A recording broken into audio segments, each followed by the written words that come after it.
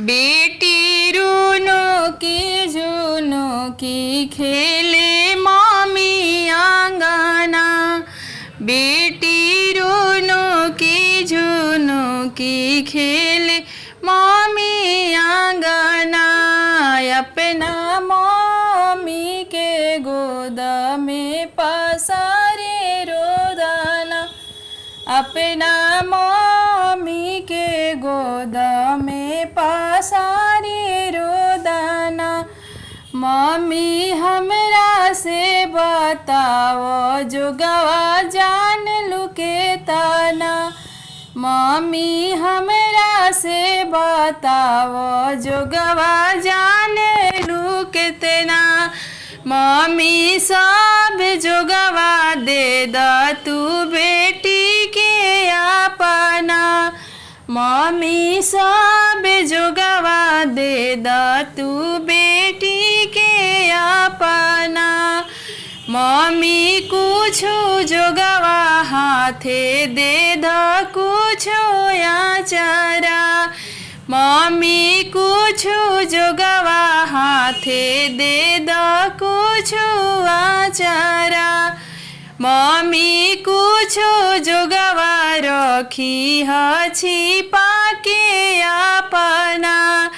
Mummy कुछो जोगवा रखी ह छिपा के आंगना। हरदम रहबी हम पिया जी के साथ अपना। हरदम रहबी अपन पिया जी के साथ आंगना। बेटी रोनो की खेले ली चाची गोदिया। बेटी रोनो की खेले ली चाची अंगना। अपना चाची के गोद में पसार से रोदाना।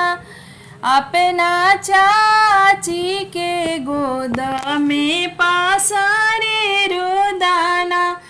बेटी रूनो की खेले दीदी आंगना। बेटी रूनो की खेले दीदी आंगना। अपना दीदी के गोद में पसारे रोदाना। अपना दीदी के गोद में पसारे रोदाना। चाची हमरा से बताओ जोगवा जाने लू कितना। चाची हमरा से बताओ जोगवा जाने लू कितना। चाची सब जोगवा दे द तू बेटी के आंगना। चाची सब जोगवा दे द तू बेटी के आंगना। चाची कुछो जोगवा माथे दे द कुछो आचारा। चाची कुछो जोगवा माथे दे द कुछो आचारा। चाची कुछो जोगवा रखी ह छिपा के आंगना। चाची कुछो जोगवा रखी ह छिपा के आंगना। हरदम रहबी हम पिया जी के साथ अपना। हरदम रहबी अपन पिया जी के साथ अपना।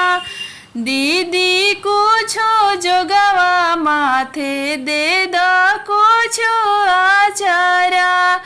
दीदी कुछो जोगवा रखी ह छिपा के आंगना। दीदी कुछो जोगवा रखी ह छिपा के आंगना। हरदम रहबी हम पिया जी के साथ अपना। हरदम रहबी अपन पिया जी के साथ आप प्लीज़ मेरी गीत अच्छी लगी तो वीडियो को लाइक कमेंट और सब्सक्राइब ज़रूर करें, और चैनल पर नया है